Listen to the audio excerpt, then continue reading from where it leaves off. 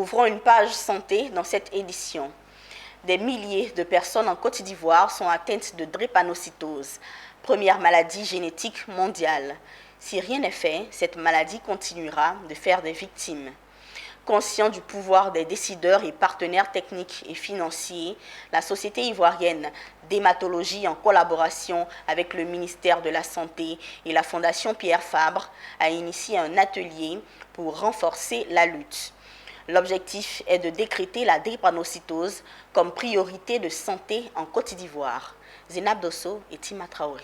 Donc nous attendons des décideurs qu'ils appuient le ministère de la Santé parce qu'il y a les ressources internes, certes, mais c'est très important d'avoir aussi des ressources extérieures. C'est un nouveau départ pour la lutte contre la drépanocytose.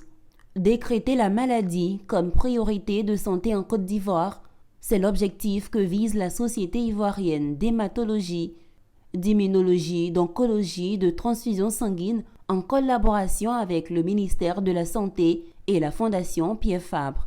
Une action qui ne sera possible que grâce à la forte mobilisation des décideurs et partenaires techniques et financiers. Cet atelier qui leur est dédié s'inscrit dans le cadre d'un programme de 3 ans visant à mettre en place certaines recommandations. Il s'agit de faire le dépistage néonatal systématique, la mise en place des procédures pour la prise en charge des femmes et des enfants et un programme dédié à la drépanocytose.